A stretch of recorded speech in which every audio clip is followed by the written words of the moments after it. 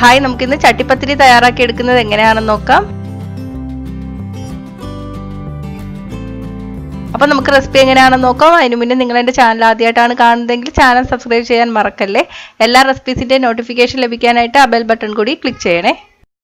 ആദ്യം ഫില്ലിങ്ങിനായിട്ടുള്ള ബീഫ് വേവിച്ചെടുക്കാം. അതിന് വേണ്ടിയിട്ട് ഞാനിവിടെ 250 ഗ്രാം ബീഫാണ് എടുത്തിരിക്കുന്നത്. ഇനി ഇതിലോട്ട് 1/4 ടീസ്പൂൺ മഞ്ഞൾപ്പൊടി, 1 ടീസ്പൂൺ കുരുമുളക് പൊടി, 1/2 ടീസ്പൂൺ ഗരം മസാലപ്പൊടി, പിന്നെ ആവശ്യത്തിന് ഉപ്പും കൂടി ചേർത്തിട്ട് നന്നായിട്ട് ഇളക്കി യോജിപ്പിക്കുക.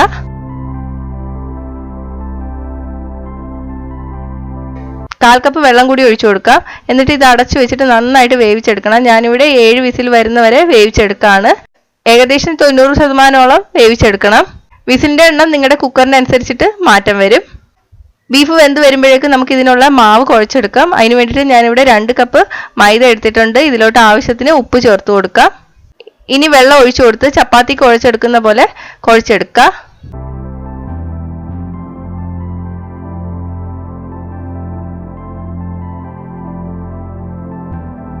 ഇപ്പൊ കുഴച്ചെടുത്തിട്ടുണ്ട്. നമുക്കിത് 30 മിനിറ്റ് ഒന്ന് റെസ്റ്റ് ചെയ്യാൻ വേണ്ടിയിട്ട് വെക്കാം. ഇപ്പൊ ബീഫ് നന്നായിട്ട് വെന്തിട്ടുണ്ട്. പ്രഷർ പോയതിനു ശേഷമാണ് ഞാൻ പ്രഷർ കുക്കർ തുറന്നത്. ഇനി നമുക്ക് വെള്ളത്തിൽ നിന്ന് ബീഫ് മാറ്റിയെടുക്കാം. ഇനി ഇത് നമുക്ക് തണുക്കാൻ വേണ്ടിയിട്ട് വെക്കണം. തണുത്തതിന് ശേഷം മിക്സിയുടെ ചെറിയ ജാറിലിട്ട് നന്നായിട്ടൊന്ന് ഷ്രെഡ് ചെയ്തെടുക്കാം. ഇനി നമുക്ക് സവാളയൊക്കെ വഴറ്റിയെടുക്കണം. അതിന് വേണ്ടിയിട്ട് 1 ടേബിൾ സ്പൂൺ എണ്ണ ചൂടാക്കുക. ഞാനിവിടെ സൺഫ്ലവർ ഓയിലാണ് എടുത്തിരിക്കുന്നത്. എണ്ണ ചൂടായിട്ട് വരുമ്പോൾ 1 ടീസ്പൂൺ ഇഞ്ചി ചെറുതായിട്ട് അരിഞ്ഞതും 1 ടീസ്പൂൺ വെളുത്തുള്ളി ചെറുതായിട്ട് അരിഞ്ഞതും കൂടി ചേർത്തിട്ട് ഒന്ന് വഴറ്റിയെടുക്കുക. 1 തണ്ട് കറിവേപ്പില ചെറുതായിട്ട് അരിഞ്ഞത്, 3-4 പച്ചമുളക് ചെറുതായിട്ട് അരിഞ്ഞതും കൂടി ചേർത്ത് കൊടുക്കാം. 2 കപ്പ് സവാള ചെറുതായിട്ട് അരിഞ്ഞത് ചേർക്കാം. സവാള നല്ല ബ്രൗൺ നിറായിട്ട് വഴറ്റിയെടുക്കണം. ഞാനിപ്പോൾ ഉപ്പൊന്നും ചേർക്കണില്ല. നിങ്ങൾക്ക് വേണമെങ്കിൽ കുറച്ച് ഉപ്പ് ചേർത്ത് കൊടുക്കാം. ഞാനിപ്പോൾ ചേർക്കാത്തത് നേരത്തെ നമ്മൾ ബീഫിൽ ഉപ്പ് ചേർത്തിട്ടുണ്ട്. അപ്പോൾ ഈ രണ്ടും കൂടെ ചേരുമ്പോൾ ചിലപ്പോൾ ഉപ്പ് കൂടിപ്പോവും. സവാള ബ്രൗൺ നിറായി വന്നിട്ടുണ്ട്. ഇതിലോട്ട് ഞാൻ 1/4 ടീസ്പൂൺ മഞ്ഞൾപ്പൊടി ചേർത്തിട്ടുണ്ട്. 1/2 ടീസ്പൂൺ കുരുമുളക് പൊടിയും ചേർത്തിട്ടുണ്ട്. 1 ടീസ്പൂൺ മല്ലിപ്പൊടി ചേർത്ത് കൊടുക്കുക. ഇനി ഇത് നന്നായിട്ടൊന്ന് ഇളക്കിയെടുക്കുക. ഇനി ഇതിലോട്ട് നമുക്ക് ഷ്രെഡ് ചെയ്തെടുത്ത ബീഫ് ചേർത്ത് കൊടുക്കാം. ഇത് ഞാൻ മിക്സിയുടെ ചെറിയ ജാറിലിട്ടിട്ടാണ് അരച്ചെടുത്തത്. വെള്ളമൊന്നും ചേർക്കാതെയാണ് അരച്ചെടുത്തത്. ഇനി നന്നായിട്ട് യോജിപ്പിച്ചെടുക്കുക. ഈ സമയത്ത് ഉപ്പും എരിവും ഒക്കെ നോക്കാം. കുറവാണെങ്കിൽ ചേർത്ത് കൊടുക്കാം. ഞാനിപ്പോൾ എരിവ് കുറച്ചാണ് ചേർത്തിരിക്കുന്നത്. കൂടുതൽ വേണമെന്നുള്ളവർക്ക് കുരുമുളക് പൊടി കൂടുതൽ ചേർത്താൽ മതി. ഇനി നമുക്ക് ഇതിന് വേണ്ടിയിട്ടുള്ള ചപ്പാത്തി ഉണ്ടാക്കിയെടുക്കാം. അതിന് വേണ്ടിയിട്ട് നേരത്തെ കുഴച്ചു വെച്ചിരിക്കുന്ന മാവിൽ നിന്ന് 7 ഉരുളകൾ ഉണ്ടാക്കിയെടുക്കുക.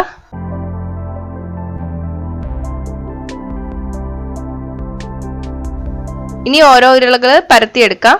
എല്ലാ ചപ്പാത്തികളും ഏകദേശം ഒരേ വലുപ്പത്തിലായിരിക്കണം.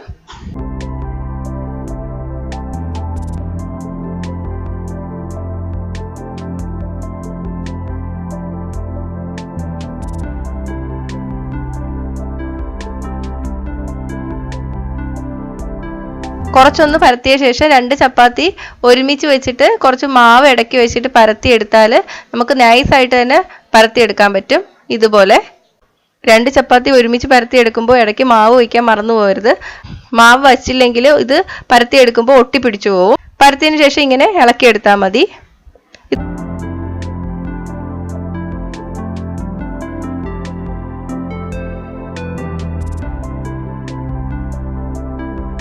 ഇതുപോലെ എല്ലാം പരത്തിയെടുക്കുക. ഇനി ഈ ചപ്പാത്തി ചുട്ടെടുക്കാം. ഏകദേശം 3/4 വേവോളം ചുട്ടെടുക്കണം. ചൂടായി കിടക്കുന്ന തവയിൽ ഓരോ ചപ്പാത്തിയായിട്ട് ഇട്ട് കൊടുക്കാം. ചെറുതായിട്ട് കുമിളകൾ വന്നു കൊടുക്കുമ്പോൾ തിരിച്ചിട്ട് കൊടുക്കാം. ഇതുപോലെ എല്ലാം ചുട്ടെടുക്കുക.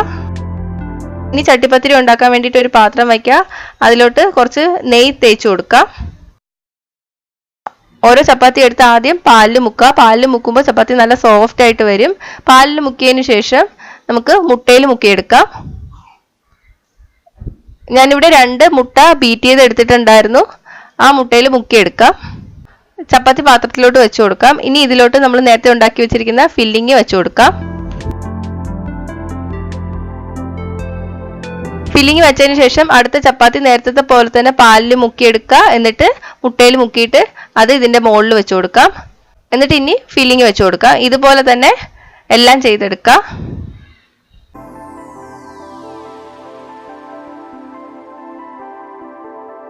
ഇതുപോലെ തന്നെ 7 ചപ്പാത്തിയും വയ്ക്കുക.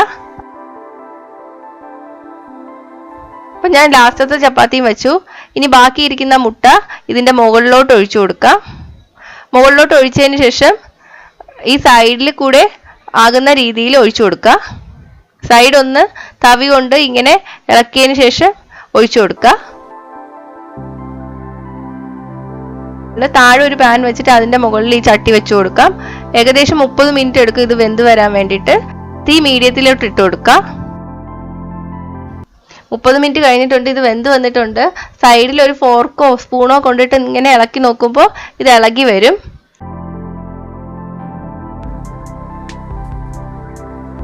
ഇനി ഇതിൻ്റെ മുകൾ ഭാഗം ഒന്ന് വേവിച്ചെടുക്കണം. അതിന് വേണ്ടിയിട്ട് പാനിലോട്ട് ഇത് തിരിച്ചിട്ട് കൊടുക്കാം.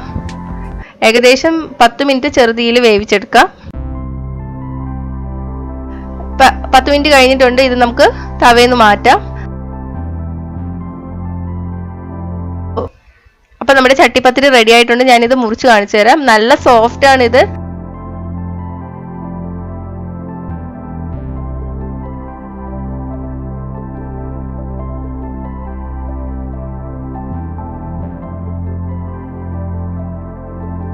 റെസിപ്പി ഇഷ്ടമായെങ്കിൽ ലൈക്ക് ചെയ്യുക, ഇഷ്ടപ്പെട്ടില്ലെങ്കിൽ ഡിസ്ലൈക്ക് ചെയ്യുക. നിങ്ങളുടെ അഭിപ്രായം കമൻറ്റ് ചെയ്യുക. ഫ്രണ്ട്സിനെ റിലേറ്റീവ്സിനൊക്കെ റെസിപ്പി ഷെയർ ചെയ്ത് കൊടുക്കുക. കൂടുതൽ റെസിപ്പികൾക്കായിട്ട് ചാനൽ സബ്സ്ക്രൈബ് ചെയ്യാൻ മറക്കല്ലേ.